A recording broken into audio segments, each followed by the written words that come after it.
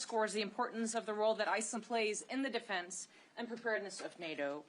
Our strategically important and geographical situation here in the middle of the North Atlantic has been for decades a key asset at times for the alliance, and especially today in the setting that we are in.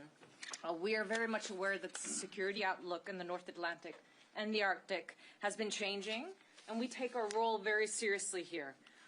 And I want to say that this visit does come at a very important point for this. Earlier today, the Secretary General visited Keflavik Air Base.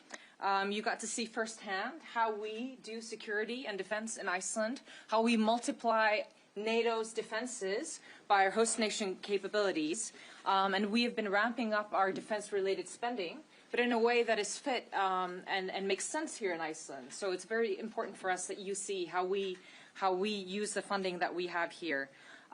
We have been strengthening our capacity when it comes to host nation support.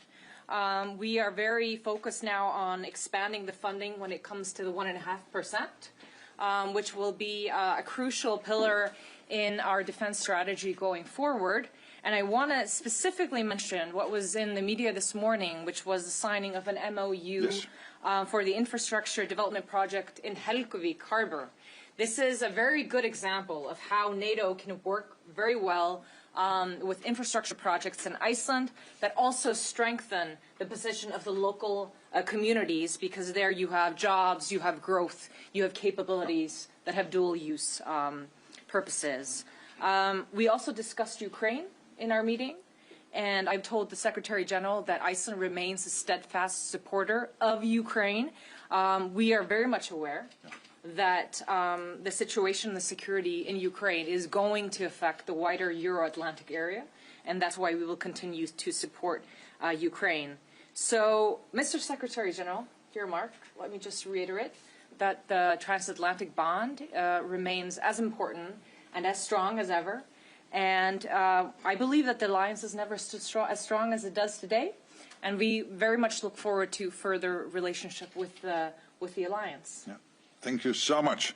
Prime Minister Frostadottir, dear Kristrún, it is a pleasure indeed to be back in Reykjavik. This is the northernmost capital in NATO, I think even in the whole world. Yeah.